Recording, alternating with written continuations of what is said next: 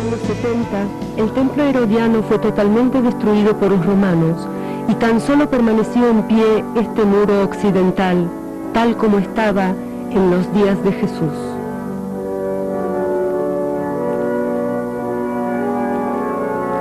En el templo se hallaban también un judío religioso, Simeón, y una anciana profetisa, Ana.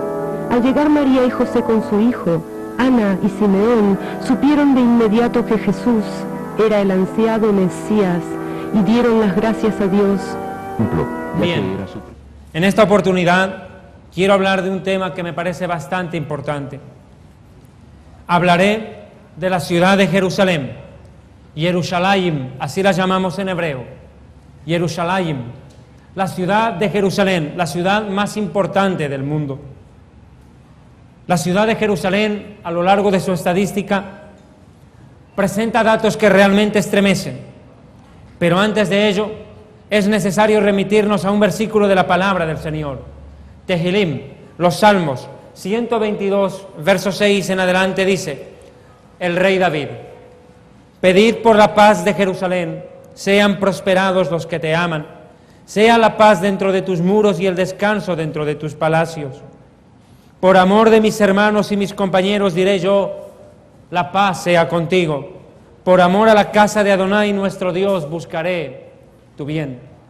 Cuando el rey David escribe estas palabras, lo hace con todo su corazón, con el más grande deseo de llamar a las naciones del mundo a orar por la paz de la ciudad más importante de este planeta. Jerusalén definitivamente no es una ciudad más, no es la capital de Israel solamente. Juega un papel histórico y profético impresionante. Su pasado, su presente, su difícil futuro cercano y su glorioso futuro eterno son escritos en la Biblia por los distintos profetas de Dios. Si uno analizara este momento las estadísticas de Jerusalén, convergeremos en que realmente su historia es un milagro.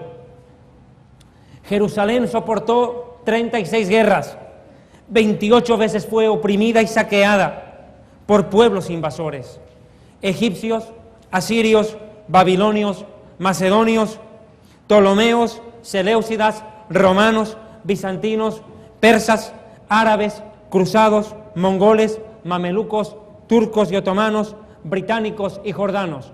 Todos ellos, en ese orden, se disputaron el control de Jerusalén. La historia de la ciudad santa fue escrita con sangre, llanto y muerte. Millones de litros de sangre se derramaron por su conquista y por retenerla a manos de quienes la usurparon o de quienes la detentaron legalmente. Jerusalén definitivamente fue el anhelo del pueblo judío. El rey David,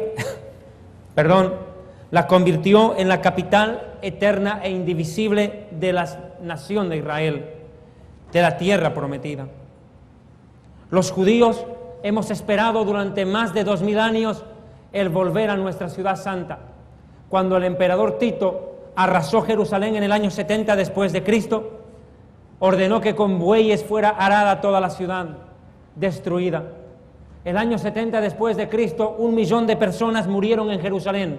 El templo santo fue incendiado y los judíos fuimos deportados a todas las naciones del mundo.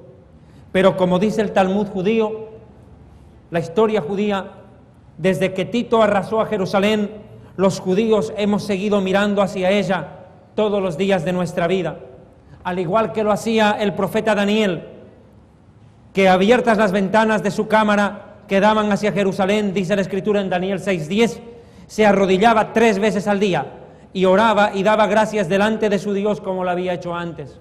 Daniel oraba con vistas a Jerusalén. Nosotros los judíos en las sinagogas, en los templos judíos, colocamos el Arón HaKodesh. El Arón HaKodesh es un arca donde guardamos los rollos de la Torá, y los rollos de la Torá siempre tienen que estar en vista a Jerusalén. Tenemos que estar mirando a Jerusalén. Tal vez es muy difícil entender lo que una ciudad significa para un pueblo. Muchos pueblos han perdido ciudades enteras, han sido desmembrados territorialmente a lo largo de la historia. Pero para nosotros los judíos, perder Jerusalén es perder prácticamente mitad de la vida. Por eso dijo el rey David: si me olvidare de ti, oh Jerusalén, pierda mi diestra su destreza. Lo dijo en el Salmo 137, verso 5, y la lengua se me pegue al paladar. Es que Jerusalén no es una ciudad más. Jerusalén es el centro de la historia de la humanidad. Alrededor de ella han girado las guerras y las historias más fascinantes de la historia humana. Definitivamente, Jerusalén está destinada, dice el Talmud judío, a convertirse en un faro que ilumine el camino para todas las naciones. Geográficamente, la ciudad santa está ubicada en un lugar demasiado estratégico, clave y troncal. Tengan la bondad, por favor, de acompañarme a Ezequiel capítulo 5. El profeta Ezequiel describe lo siguiente.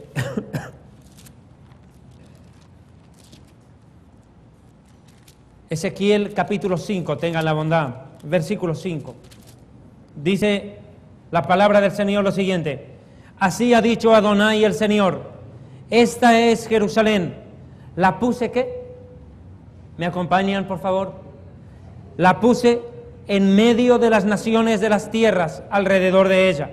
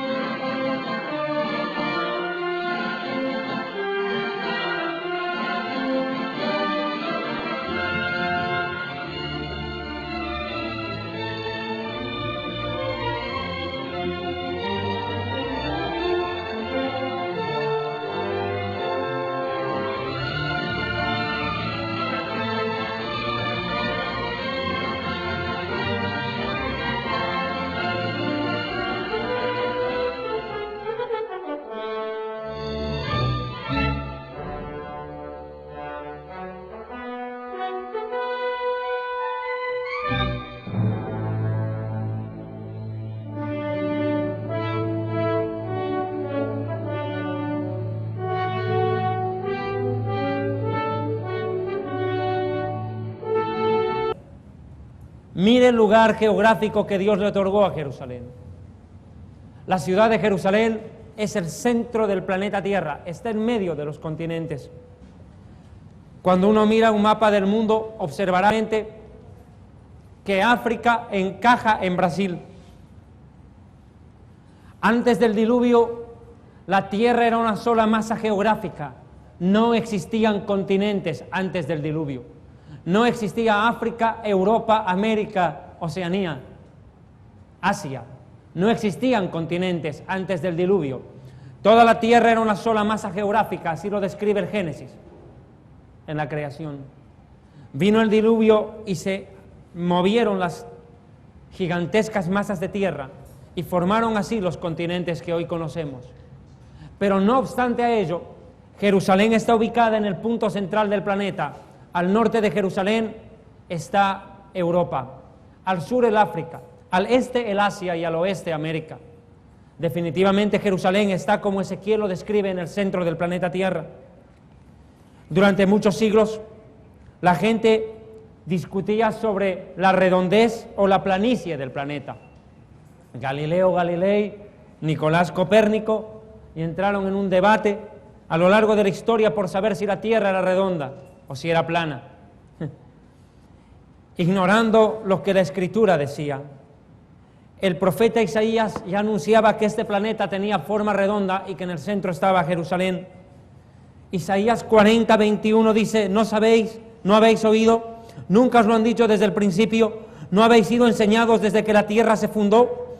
Él está sentado, hablando del Señor, está sentado sobre el círculo de la tierra. Ahí podemos ver patentemente que la tierra tenía forma circular, lo que los científicos tardaron siglos en encontrar. La Escritura ya lo había dicho 750 años antes de Cristo, 750 años antes del Mesías, y Isaías, el profeta judío, Isaías escribía que la tierra es redonda y que el Señor está sentado sobre el círculo de la tierra y que sus moradores son como langostas y que Él extiende los cielos como una cortina y los despliega como una tienda para morar. Pero no solamente Isaías osó decir que la tierra es redonda. El profeta o rey Salomón, el sabio Salomón, en el libro de Eclesiastés, también asevera esta verdad, que la tierra es redonda. Sale el sol, dice Eclesiastés 1:5, y se pone el sol, y se apresura a volver al lugar de donde se levanta. Quiere decir que hay un movimiento de rotación. El viento gira hacia el sur y rodea el norte, y va girando de continuo, y va en sus giros el viento de nuevo. Los ríos todos van al mar, y el mar no se llena. Al lugar de donde los ríos vinieron, allí vuelven para correr de nuevo. Definitivamente está hablando de un sistema en el que todo en el que todo trasunta en un círculo. Está aseverando Eclesiastés que la tierra tiene forma redonda. Y también Proverbios 8:27 dice la sabiduría: cuando formaba los cielos, allí estaba yo. 8:27 de Proverbios, cuando se trazaba el círculo sobre la faz del abismo. Definitivamente la Biblia, la santa y bendita palabra del Eterno y Rey Todopoderoso, amo de la creación, enseñó siempre que la tierra es redonda, pero en el centro de ese planeta está Jerusalén. Ustedes me escucharán a lo largo de esta noche mencionar de una manera consecutiva fuentes judías. Como predicador, mi deseo no solamente es repetir lo que ustedes ya conocen, porque para repetir lo que conocemos no es necesario enseñar. Se trata de ampliar y conocer más. Ustedes me escucharán mencionar el Talmud en algún momento, que es la base de la historia y del estudio judío acerca de la Biblia. Y el Talmud judío dice que Israel se encuentra en el centro de la tierra y Jerusalén se halla en el centro de la nación de Israel. ¿Se da cuenta de la importancia geográfica de esta ciudad? Definitivamente Jerusalén no está ubicada en cualquier rincón del planeta, está ubicada en el centro mismo de este mundo poblado por los hombres. Dijeron los sabios que la tierra de Israel está en el centro del mundo y que Jerusalén está en el centro de Israel. Pero hay algo de importante en esta ciudad. Tenga la bondad de ir a Job capítulo 38 y quiero enseñarle algo muy llamativo. Job capítulo 38 verso 4. Escuche lo que el Señor le pregunta a Job. Preste mucha atención a esta pregunta. Job le dice: gracias, muy amable. Job le dice: ¿dónde estabas tú cuando yo fundaba la tierra? Mira la pregunta que el Señor le hace a Job. ¿Dónde estabas tú cuando yo fundaba la tierra? Házmelo saber si tienes inteligencia. Verso 5. ¿Quién ordenó sus medidas, si lo sabes? ¿O quién extendió sobre ella la medida, el cordel? Siguiente pregunta: ¿sobre qué están fundadas sus bases? ¿O quién puso su piedra angular? Esta pregunta es fascinante. Dios está aseverando que, como todo arquitecto que construye una edificación, tuvo que haber colocado la piedra angular para esa construcción. Todo arquitecto sabe que una construcción tiene una piedra angular, una pieza clave, sobre la cual descansa toda la edificación. Si usted analiza, Dios le pregunta a Job: ¿dónde está la piedra clave del planeta Tierra? ¿Dónde está la piedra angular del planeta? La respuesta es, amados hermanos, en Jerusalén. Dios aquí asevera que hay una piedra en este planeta, una piedra en especial, sobre la cual el Señor fundó el planeta Tierra. Tal vez les parezca raro saberlo, pero acá Dios se lo pregunta a Job. Les contaré acerca de esta piedra esta noche. Esta piedra, los judíos la llamamos Eben Shetiyah, o piedra del fundamento. Es una piedra que pesa 180 toneladas. Escuche bien. Es una piedra que pesa 180 toneladas y está colocada en Jerusalén, pero no en cualquier lugar de la ciudad santa, sino en un lugar muy especial, sobre la cúspide del monte Moriah. Pero este monte Moriah cambió la historia de la humanidad. Allí ocurrieron una gran cantidad de hechos y acontecimientos. Quiero, por ejemplo, que veamos el Salmo 104, verso 5. Salmo 104, verso 5. Dice la palabra de Dios lo siguiente: el Señor habla de la creación y dice, Él fundó la tierra sobre sus cimientos, no será jamás removida. ¿Cuáles fueron los cimientos sobre los cuales Dios fundó el planeta Tierra? Lo dicho antes por Job. Una piedra en Jerusalén, llamada piedra del fundamento. Yo quiero que ustedes comprendan algo. ¿Por qué estoy enseñando este tema de Jerusalén? Es que, amados hermanos, hoy en día, si hay una ciudad que aparece mencionada en la televisión tanto, es Jerusalén. Ustedes van a escuchar cómo judíos, cristianos y musulmanes están disputando el control de la ciudad santa. Hace poco tiempo atrás, el Vaticano una vez más lanzó sus intenciones de querer tomar control de la ciudad de Jerusalén. El Vaticano siempre anheló trasladar el papado a Jerusalén, siempre. Dios no se lo permitió. Pero hoy, una vez más, ese sector del cristianismo también quiere tomar control de Jerusalén. ¿Pero qué tiene Jerusalén? Yo quiero que ustedes entiendan por qué para los judíos es importante esta ciudad, por qué para los cristianos trasunta en una realidad permanente y por qué para el mundo islámico Jerusalén se ha convertido en el anhelo y el trofeo a conquistar en este tiempo. Déjeme decirle algo. Cuenta la leyenda judía, y no estoy sentando doctrina, dejo bien dicho, no estoy sentando doctrina, pero quiero que ustedes entiendan cómo entendemos los judíos esto.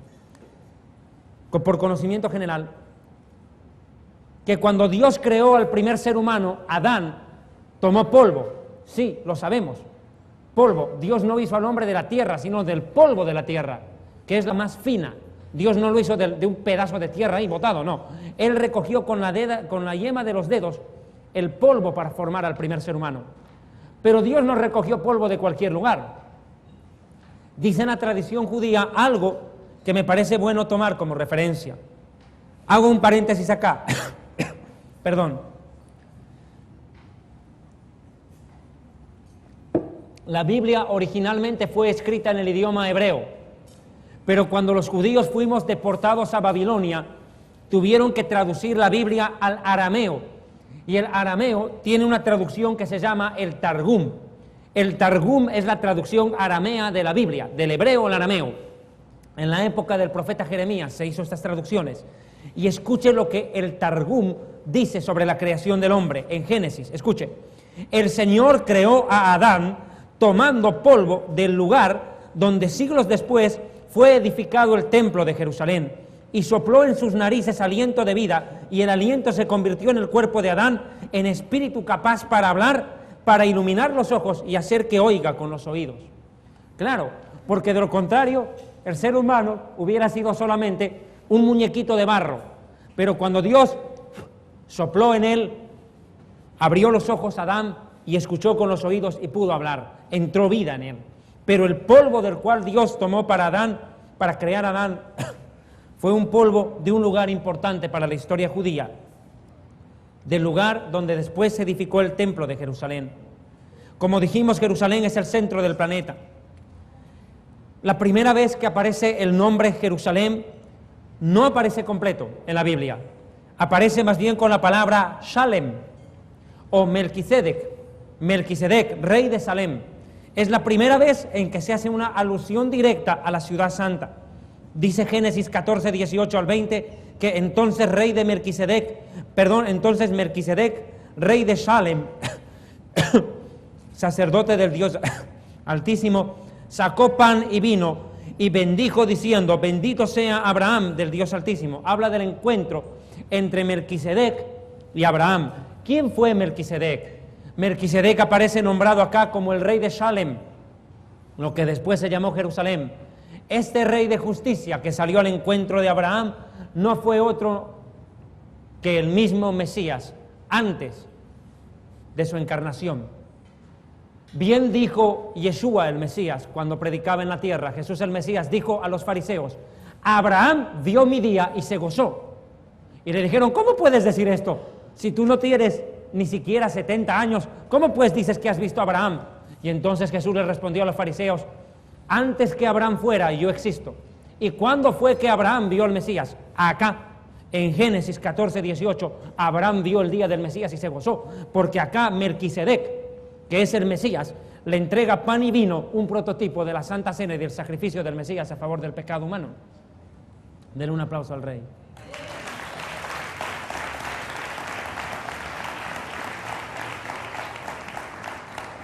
El Rey de Salem. Salem fue el primer nombre que tuvo Jerusalén. Salem significa paz. Pero, perdone por favor, ¿qué cosas más ocurrieron en Jerusalén? ¿Se acuerda cuando Adán y Eva pecaron? El Señor tuvo que sacrificar un animalito para luego cubrirlo con pieles a los dos seres humanos que habían pecado, Adán y Eva. Pecaron y Dios tuvo que haber hecho el primer sacrificio de animal y cubrir con esas pieles a estos primeros padres de la humanidad. Pero ¿dónde tuvo lugar ese sacrificio? Según la historia judía, dice Génesis 3:21, Adonai el Señor hizo al hombre y a su mujer túnicas de pieles y los vistió. ¿Dónde hizo el sacrificio el Señor? En el monte Moriah en Jerusalén, allí, en ese lugar. Ustedes van a ir entendiendo en esta prédica por qué Jerusalén es tan importante. Después, escúcheme bien, y voy a hacer una retrospectiva para que me comprenda un poco mejor. El planeta es redondo. En el centro del planeta Tierra está Israel. En el centro de Israel está Jerusalén. Y en el centro de Jerusalén está el monte Moriah. Y en ese monte Moriah, allí el Señor sacrificó al primer animal para luego vestir con sus pieles a Adán y Eva. En ese monte, Caín y Abel ofrecieron sacrificios. A uno le fue aceptado y a otro le fue rechazado. Entiéndalo, por favor, para el mundo entero y para Dios es un lugar clave en este planeta. En ese lugar, dicen las leyendas de Jerusalén, Adán y Eva ofrendaron y también Caín y Abel sacrificaban. En ese mismo lugar, Noé, luego del diluvio, Génesis capítulo 8, 20 en adelante, dice que edificó Noé un altar y tomó de todo animal limpio después del diluvio y de toda ave limpia y ofreció holocausto en el altar. ¿Dónde estaba ese altar? En el monte Moriah, en Jerusalén. Y percibió Adonai el olor grato y dijo Adonai en su corazón, no volveré más a maldecir la tierra por causa del ser humano, porque el intento del corazón del hombre es malo desde su juventud, y no volveré más a destruir a todo ser viviente como he hecho. Mientras la tierra permanezca, no cesarán la sementera y la siega, el frío y el calor, el verano y el invierno, el día y la noche. Acá Noé hace un pacto con el Señor luego del diluvio y sacrifica animales, pero Noé no fue, agarró los animalitos y los sacrificó en cualquier lugar. Él los llevó a los animalitos para el sacrificio, a las aves, a un lugar especial donde Dios recibiría la ofrenda. Y Noé, después de haber estacionado el arca, después de que las aguas, mejor dicho, estacionaron el arca de Noé sobre la cumbre del monte Ararat. El monte Ararat está en Euroasia, en la República de Turquía. Turquía es el único país del mundo, escuche bien, Turquía es el único país del mundo que está en dos continentes al mismo tiempo. En el planeta Tierra no hay un país que disfrute de semejante privilegio. Turquía está entre Europa y Asia, está en los dos continentes. Allí está el monte Ararat y ahí reposó el arca. Luego de ello, Noé tuvo que haber llegado hasta Jerusalén, hasta el monte Moriah, y ahí Noé edificó un altar y sacrificó en honor al Señor después del diluvio. La traducción aramea explica esta tradición. La traducción aramea de la Biblia dice, en Génesis 8, 20 al 22, escuche lo que el Targum judío dice, la traducción aramea. Y Noé construyó un altar delante del Señor. Este es el altar que había construido Adán cuando fue arrojado del huerto de Edén y sobre el cual también se había ofrecido la ofrenda de Caín y de Abel. Después del diluvio fue destruido y Noé lo reconstruyó y cogió de todas las aves puras y ofreció un holocausto al Señor sobre ese mismo altar. ¿Se da cuenta de la importancia de Jerusalén? Dios recibió ofrenda de los hombres más importantes de la historia humana en ese lugar. Adán, Caín, Abel, Noé, hasta el momento ofrendaron en ese lugar. Ahora entiendan, por favor, amados hermanos, por qué Jerusalén tiene tal importancia para el mundo judío, pero también para los hijos de Abraham por el lado de Ismael, y me refiero a la nación árabe. Porque después de un tiempo, el Señor habló a Abraham, y enseguida llegaremos ahí. Aquí tuvo lugar, dice la historia judía, el sacrificio que iba a hacerse de Isaac, lo que los judíos llamamos la Akedah. La Akedah fue cuando Abraham llevó a Isaac al monte para ser sacrificado. Miren, amados hermanos, tengo que hacer en esto una puntualización. Yo he escuchado a numerosa cantidad de predicadores enseñar acerca del sacrificio de Abraham a Isaac, del sacrificio que fue detenido por el Señor. He escuchado decir a más de un predicador, sin importar el nombre, que Abraham llevó a Isaac cuando era un pibe, cuando era un muchachito, que lo agarró y lo llevó de la mano al chiquito y le dijo: ven, hijito, ven por acá y te vamos a llevar allá. Amados hermanos, Isaac no era un muchacho de 12 años, no era un muchacho de 16, no era un muchacho de 9 años. Isaac tenía 37 años de edad cumplidos cuando Abraham los llevó al monte Moriah. 37 años. 3 años después, la Biblia registra su matrimonio. Abraham toma a Isaac, como el Señor le dijo en Génesis capítulo 22. El Señor le dijo, cuando llegaron al lugar que el Señor le había dicho, Abraham edificó allí un altar que había sido construido por Adán, dice la tradición judía, y había sido destruido por la generación del diluvio, y dispuso sobre él leños, y ató a su hijo Isaac, y lo puso sobre el altar, y colocó leña encima. Pero vayamos por favor a la versión de la Reina Valera. Versículo 2 dice, y dijo el Señor, toma a tu hijo, tu único hijo, Isaac, a quien amas, y vete a la tierra de Moriah, y ofrécelo allí en holocausto sobre uno de los montes que yo te diré. Mire acá la declaración, a uno de los montes que yo te diré, la tierra del Moriah. Tengan la amabilidad, si me permite el candelabro, por favor, si no fuera mucha molestia, perdone usted. Muchísimas gracias, muy amable. Muy amable. La palabra Moriah da origen al nombre de este candelabro. Este candelabro se llama menorá. Es el mismo origen de la palabra. Jerusalén era una ciudad que en la antigüedad estaba cubierta por una gran cantidad de arbustos. Los arbustos tenían la forma de este candelabro. Por eso se lo llama tierra del Moriah. De ahí es que se tomó el modelo para hacer el candelabro. Aunque es un modelo que originalmente está en el cielo, porque todo lo que hubo en el tabernáculo fue copia, réplica de lo que había en el cielo. El Señor le dijo a Moisés, harás todo conforme al modelo que viste en el monte. En el cielo también hay un candelabro original, y fue la copia. Pero en la tierra el arbusto del Moriah tenía exactamente esta forma, y fue la réplica para la cual después se hizo el candelabro que representa al Espíritu Santo. No con ejército ni con fuerza, sino con mi espíritu, ha dicho el Señor. Pero allí, en la tierra del Moriah, en uno de los montes específicos, tenía que llevarse a cabo este sacrificio. Le dice, mire por favor, a uno de los montes que yo te diré. Dice, tú llega allá y después yo te digo en cuál de los montes. Veamos por favor ahora el versículo 9. Cuando llegaron al lugar que Dios le había dicho, edificó allí Abraham un altar y compuso la leña y ató a Isaac su hijo y lo puso en el altar sobre la leña. Y extendió a Abraham su mano y tomó el cuchillo para degollar a su hijo. Entonces el ángel del Señor dio voces desde el cielo y dijo, Abraham, Abraham. Y respondió, heme aquí. Y le dijo, no extiendas tu mano sobre el muchacho, ni le hagas nada, porque ya conozco que respetas al Señor, por cuanto no me rehusaste a tu hijo, tu único hijo. Vea usted, en ese lugar iba a ser sacrificado Isaac. Una clara imagen de lo que fue la salvación de la humanidad, porque Isaac no murió, sino un animalito que apareció en ese lugar y fue sacrificado. Como podemos ver, en ese lugar Abraham iba a sacrificar a Isaac.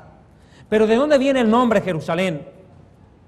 Hay un diálogo interesante en una fuente judía que dice lo siguiente. El Señor dijo, mi siervo Shem, quiero hacerles una aclaración. Shem era uno de los hijos de Noé. Noé tuvo 3 hijos, Cam, Shem y Yafet. Shem es el padre de los pueblos semíticos.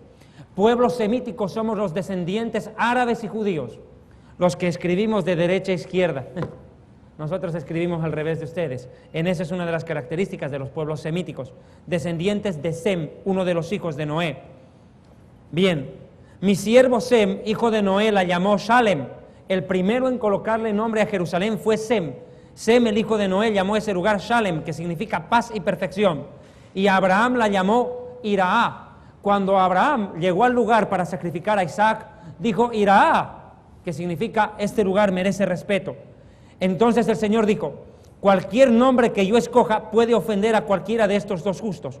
Por tanto, la llamaré como los dos la llamaron. Y el Señor juntó los dos nombres, Iraá y Shalem, y formó la palabra Jerusalén, Jerusalén, que significa fuente, origen de paz. Pero curiosamente, Jerusalén, fuente de paz, en honor a la verdad, parece no serlo, porque es hoy en día la ciudad más disputada del mundo. Pero ¿qué más ocurrió en ese lugar? Allí, en ese lugar, el Señor se manifestó a Jacob. Hubo una noche cuando Jacob se recostó y de pronto vio un sueño impresionante, una escalera apoyada en la tierra y que llegaba al cielo, y a los ángeles del Señor que subían y bajaban. Cuando Jacob despertó de la visión, dijo, este lugar es especial, este lugar merece respeto. Jacob, el tercer patriarca de Israel, al cual después la Biblia llamó Israel, tuvo un encuentro con su Creador en ese mismo lugar. Dese cuenta que para la nación de Israel, Abraham e Isaac estuvieron en el monte Moriah, y ahí mismo Jacob, en ese mismo lugar al que también la Biblia lo llama Betel, colocó una piedra y echó aceite en ofrenda al Señor por haberse encontrado con el Rey de Reyes y Señor de Señores y los ángeles que subían y bajaban. El nombre Israel que le fue dado a Jacob es un acróstico, si me permiten en este momento hacer la puntualización. Cuando uno escribe la palabra Israel de arriba para abajo, notará un detalle interesante. I de Isaac y de Jacob, S de Sara, R de Raquel y de Rebeca, A de Abraham, E de Esaú, L de Lea. Son los padres y las madres de la nación judía y del pueblo árabe. Imagínense, como en un nombre que aparentemente uno lo pronuncia tan seguido, estaban los personajes más importantes y fundadores de la nación de Israel y también del pueblo árabe. Bien, este lugar, a lo largo de la historia, Jerusalén, logró concitar la atención del mundo.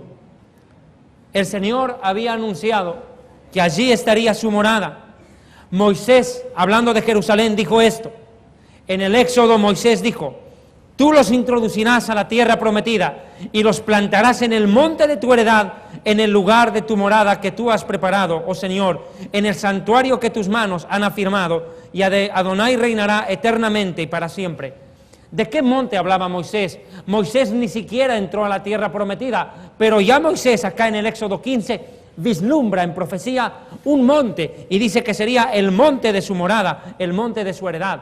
Moisés, si bien nunca entró a la tierra prometida, vio en profecía un monte, y en ese monte un templo donde se recibirían los sacrificios y las ofrendas que el Señor ordenó por medio de Moisés en la Torá. Más aún en los libros de Levítico y de Deuteronomio y Números, donde figuran la mayoría de los sacrificios. En ese lugar dijo Moisés, no ofrecerás sacrificios en cualquier lugar que veas, sino en el lugar que el Señor escoja, en una de las tribus. Allí ofrecerás tus holocaustos y allá harás todo lo que yo te mando. Definitivamente, allí, siglos después, ocurrió un milagro. Recuerden ustedes, cuando ya vamos al tiempo del rey David, la nación de Israel había desarrollado mucho geográficamente, había crecido, pero le faltaba territorio por conquistar.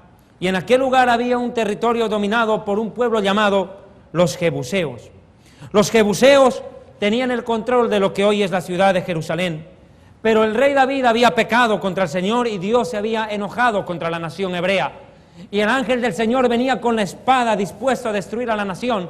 Y el rey David, en su desesperación, como cuenta Primera de Crónicas y Segunda de Samuel, el rey David en su desesperación fue a la tierra de Ornán Jebuseo y le dijo, véndeme esta tierra, dame este lugar para que edifique un altar al Señor, dámelo por cabal precio, para que cese la mortandad en el pueblo, como cuenta Primera de Crónicas 21.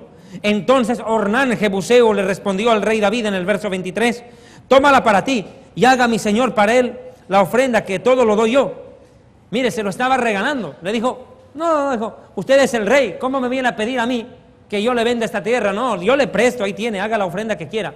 Y el rey David le dijo, escuche, yo no ofreceré sacrificio a Dios que no me cueste nada.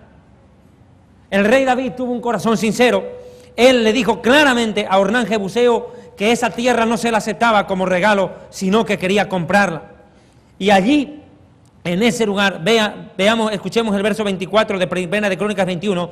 Entonces el rey David dijo a Ornán Jebuseo, no, sino que efectivamente, y preste atención, compraré por su justo precio, haré para el Señor lo que es tuyo, ni sacrificaré holocausto que no me cueste nada. Imagínese usted, acá el rey David enuncia un principio que me parece fundamental para entender lo que pasa por Jerusalén.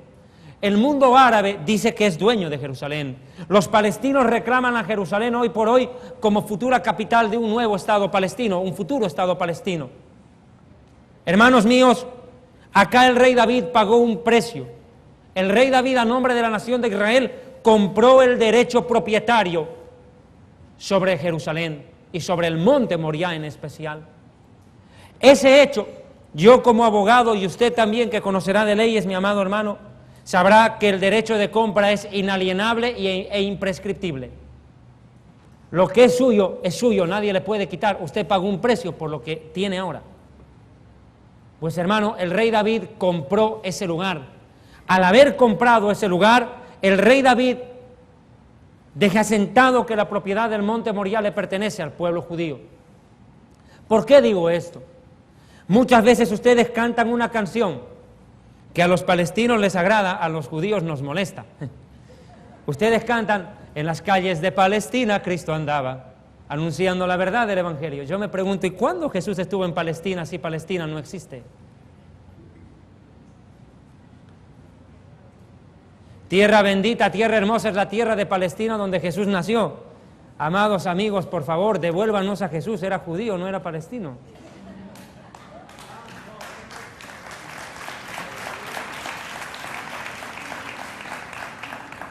Parece que muchos se han olvidado la raíz, el origen y la descendencia del Mesías. Jesús nunca predicó en Palestina, Él predicó en la tierra de Israel, en la tierra de Judá, que es como bíblicamente se llama.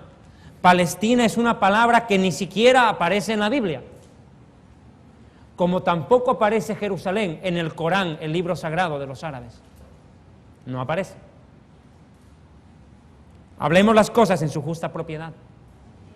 Los lugares más peleados entre judíos y árabes fueron comprados por judíos. La cueva de Macpelá, donde Abraham sepultó a Sara, fue comprada por Abraham. A él no le regalaron, él la compró. Esa cueva está en Hebrón y sin embargo hoy Hebrón está en manos palestinas y los palestinos dicen es nuestra, pero se olvidan que Abraham pagó un precio, nadie le regaló. Y hoy también el monte del templo en Jerusalén es algo que fue comprado por el rey David. Nosotros nunca nos apropiamos de ese lugar. El rey David pagó un precio y lo comprado le pertenece al dueño. Ahora, ¿qué ocurrió? Cuando el ángel del Señor descendía con la espada para destruir a la nación, el rey David dio a Ornán por aquel lugar el peso de 600 siclos de oro, algo así como $750,000. Así fue el precio. Y edificó allí David un altar al Señor y en el que ofreció holocaustos y ofrendas de paz e invocó al Señor, quien le respondió con fuego desde los cielos al altar del holocausto. Cuando el rey David vio ese milagro, exclamó en Primera de Crónicas 22:1, aquí estará la casa del Señor Dios, aquí será el altar de holocausto para la nación de Israel. Imagínense, en el mismo lugar donde Adán y Eva vieron el primer sacrificio a su favor, en el mismo lugar donde Caín y Abel presentaron una ofrenda, a uno le fue aceptado y al otro rechazado, en el mismo lugar donde Noé ofreció sacrificios luego del diluvio, en el mismo lugar donde Abraham colocó a Isaac, sobre la misma piedra donde Jacob echó aceite, allí el rey David vio la respuesta de Dios y declaró que sobre ese lugar estaría la casa del Señor. Definitivamente Jerusalén era el lugar clave para construir el templo para el bendito Dios del universo. Pero luego de un tiempo, ustedes saben, el rey David falleció y dejó a Salomón, la orden de edificar el primer templo para el bendito Dios del universo. Cuando Salomón construyó el primer templo en Jerusalén, lo hizo alrededor de esa piedra que se llama piedra del fundamento, que les dije anteriormente pesa 180 toneladas. Salomón construyó el primer templo alrededor de esa piedra. Dice las leyendas de Jerusalén: la tierra de Israel está en el centro del mundo y Jerusalén en el centro de Israel. El templo está en el centro de la ciudad de Jerusalén y el santuario del templo está en el centro del templo. Y el arca del santuario está sobre la piedra del fundamento. Quiero explicar esto. Esa piedra ocupaba un lugar preponderante dentro del templo. Cuando se construyó el primer templo de Jerusalén, no colocaron el arca de la alianza. Ojo, que el arca de la alianza es el objeto religioso más importante de este planeta Tierra. Ahí estaba la vara de Aarón que reverdeció, que representa al Mesías resucitando. Estaba la porción de maná que Dios le dijo a Moisés que lo guardara, como recuerdo del maná que cayó en el desierto. El maná representa al Mesías. Yeshua dijo: yo soy el verdadero pan que descendió del cielo. Quien de mí comiere no tendrá hambre jamás. Vuestros padres comieron el maná en el desierto y murieron, pero quien comiere de este pan que yo le doy no morirá jamás. Bendito sea el Mesías, alabado sea Él. Yeshua es el Rey, Él es el maná verdadero, el pan de vida. Él dijo: yo soy el pan de vida, el maná verdadero. Pero también estaban las 2 tablas de la Torá, con los Asheret Hadibrot, los 10 mandamientos principales. Y aquí quiero hacer una puntualización que me parece importante. Cuando tú preguntas en la iglesia cuántos mandamientos Dios le dio a Moisés, todos te van a decir 10 mandamientos. Ese es un error. No fueron 10 mandamientos. La Torá registra 613 preceptos. 613 mandamientos entregó Dios a Moisés. Pero el decálogo, los 10 mandamientos, son la constitución política del Estado. Los demás son el código penal, la ley civil, si quiere traerlo a términos más actuales. Pero son 613 preceptos, de los cuales 365 son mandamientos prohibitivos. No robarás, no matarás, no adulterarás. 365 prohíben y 248 obligan. Honrarás a tu padre y a tu madre. Trabajarás 6 días, el 7º descansarás, pero eso vale solo para el judío. Dejo claro. 248 más 365 les da 613 mandamientos. Los 613 preceptos de la ley de Moisés. Pero quiero aclarar esto, pero los 10 mandamientos principales estaban dentro del arca de la alianza, y el arca de la alianza no fue colocada en cualquier lugar del templo, sino que el arca de la alianza fue colocada, escuche bien, sobre la piedra del fundamento. Ahí estaba colocada el arca de la alianza, en el lugar santísimo. Dese cuenta la importancia de ello. Pero luego de eso, en el año 586 antes del Mesías, el 9 de Av, es así la fecha judía como se llama, el 9 de Av, que cae más o menos entre agosto y septiembre del calendario de ustedes, fue destruido este primer templo de Jerusalén, aquel suntuoso templo que construyó el rey Salomón. Fue destruido por el imperio babilónico a la cabeza de Nabucodonosor. El rey Nabucodonosor incendió ese templo y lo destruyó. Un 9 de Av, que equivale al 6 de agosto más o menos del año 586, los babilonios destruyeron el primer templo de Jerusalén. Fue arrasado el templo de Jerusalén. Pero luego de eso, el pueblo judío estuvo cautivo 70 años en Babilonia. Babilonia es la actual Irak, la tierra donde hoy en día se vive un verdadero polvorín bélico que amenaza contagiar a todo el mundo y la región. Allí el pueblo judío estuvo cautivo 70 años. Esos 70 años no había templo en Jerusalén. Luego de esos 70 años, los judíos regresamos a Tierra Santa. Y en la época de Nehemías, Esdras, Ageo, Malaquías y otros más, se edificó un segundo templo en la ciudad de Jerusalén. La reconstrucción del segundo templo, descrita por muchos profetas. Ese templo de Jerusalén, pero tuvo algo muy curioso, ¿sabe usted? Cuando llegaron los judíos de Babilonia, vieron la piedra de 180 toneladas sobre el monte Moriah, cuenta la historia judía, no la Biblia, esto está en la historia de Israel, y vieron que esa piedra era gigantesca. Muchos dijeron, ¿y esta piedra qué hace acá? Ignorantes de lo que antes había ocurrido en ella, tal vez. E intentaron remover la piedra y se dieron cuenta que si movían esa piedra de 180 toneladas, todo el monte se venía abajo. Escuche bien. Entonces, los sabios, entre comillas, de aquel tiempo, decidieron construir el segundo templo de Jerusalén, no alrededor de la piedra como el primer templo, sino que decidieron construir el segundo templo de Jerusalén junto a la piedra, junto a la piedra. Curiosamente, esto es lo que profetizó el rey David cuando dijo, la piedra que los edificadores desecharon era la cabeza del ángulo. Ellos ignoraban que al hacer eso estaban cumpliendo una profecía lanzada por el mismo rey David, quien anunció que el segundo templo sería reconstruido, pero junto a la piedra y no alrededor de la piedra, que se llama piedra del fundamento, de la cual fue fundado el mundo, de la cual ya hemos hablado en su momento. Esa piedra tiene un valor preponderante para la historia de Israel.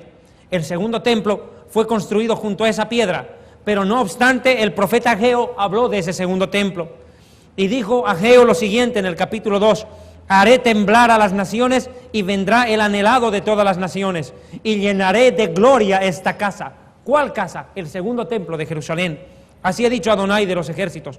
Mía es la plata y mío es el oro, dice el Señor de los ejércitos. Y la gloria postrera de esta casa, del segundo templo de Jerusalén, el primero fue el de Salomón, el segundo fue el de Nehemías, Esdras y demás, será mayor, ha dicho el Señor, y daré shalom en este lugar, daré paz, dijo el Señor. Quiero que me entiendan esto.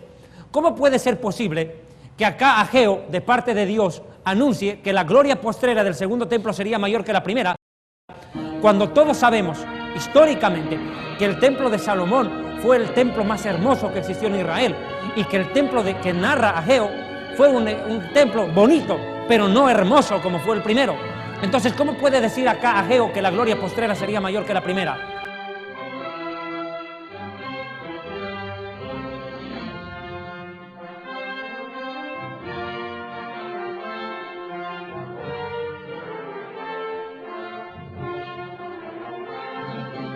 Pues bien, mis amigos, no se equivocó Ageo. La gloria del templo no fue la hermosura del decorado de oro y de plata que le dio Salomón al primer templo.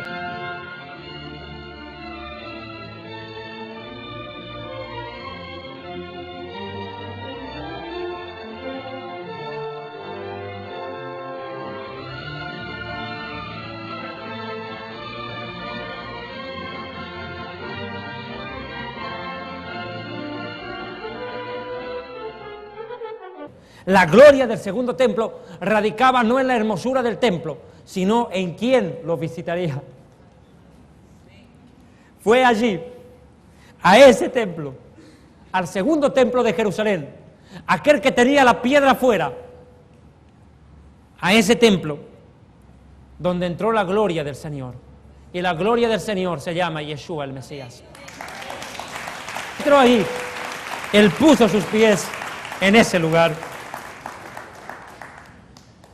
Por eso dijo Juan el Bautista lo siguiente: voz que clama en el desierto, preparad camino al Señor, enderezad calzada en la soledad a nuestro Dios, que todo valle sea alzado y bájese todo monte, todo collado, y lo torcido se enderece y lo áspero se allane, al igual que en este tiempo, porque el Mesías está a punto de volver.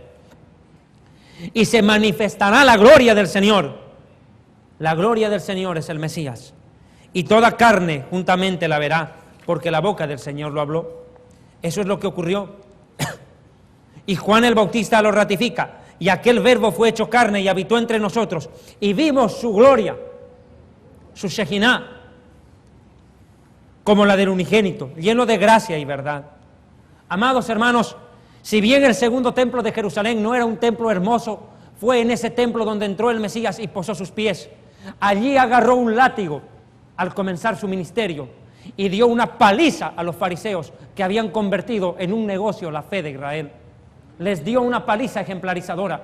Muchas veces nosotros en los púlpitos cometemos el error de querer ser sentimentalistas, de querer ser filosóficos, teológicos y humanistas, y no queremos ser espirituales guiados por Dios, y nos convertimos en cómplices mudos de la tibieza de la iglesia, olvidándonos que alguna vez el azote en la mano sirvió para purificar un templo.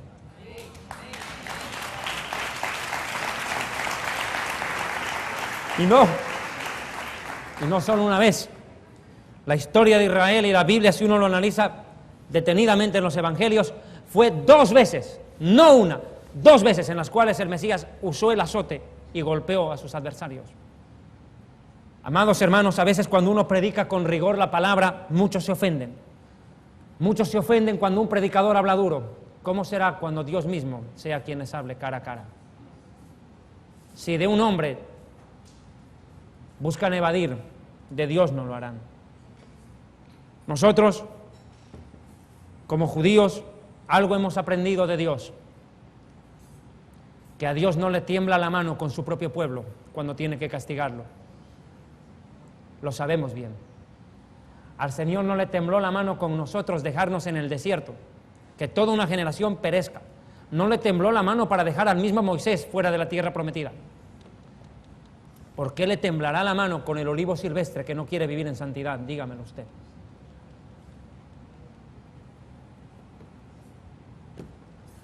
Este es un tiempo clave. Jerusalén está cada vez más complicada en su historia, pero también cuanto más conflictos tiene Jerusalén, más cerca está el arrebatamiento y más santidad es lo que debemos vivir. Hermanos, en este lugar el Mesías entró y predicó el Evangelio, sanó enfermos y limpió leprosos, hizo una serie de milagros impresionantes. En este templo Jesús, Yeshua, fue presentado al 8º día para la circuncisión. Se presentaron 2 tórtolas y palominos como ofrenda, en señal de que José y María eran de una clase baja, pero no eran mendigos. Los mendigos de Israel presentaban harina y aceite, pero los pobres presentaban tórtolas o palominos. Cuando uno estudia los sacrificios en Levítico, se va a dar cuenta el estrato social al cual pertenecía Yeshua, ¿no? Yeshua no era mendigo, sus padres no eran mendigos, no eran gente que vivía en las calles, eran pobres, pero no mendigos. Por eso presentaron tórtolas o palominos. Si hubieran sido mendigos, solamente hubieran presentado un puñado de harina y un vaso de aceite. Esa era la ofrenda para los mendigos o indigentes. Pero este hombre que nació en la pobreza vino a darnos salvación y riqueza. Dejó su trono de rey para hacerse hombre y caminar en medio del polvo para salvarnos. Den un aplauso al rey.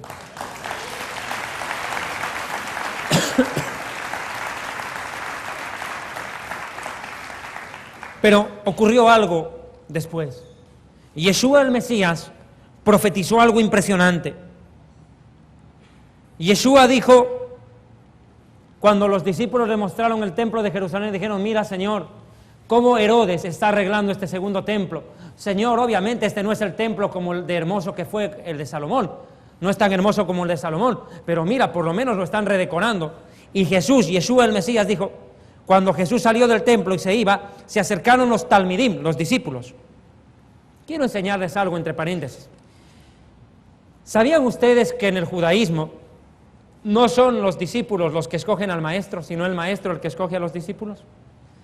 Nunca uno escoge a su pastor, es el pastor quien escoge a quién discipular. Yeshua escogió a 12, no fueron los 12 a buscarlo a él y le dijeron: oye, no tenemos nada que hacer, ¿no quieres ser nuestro rabino? Él fue y escogió. Dice que Gamaliel escogió a Saulo de Tarso y lo instruyó a sus pies. En el judaísmo, nosotros somos seleccionados.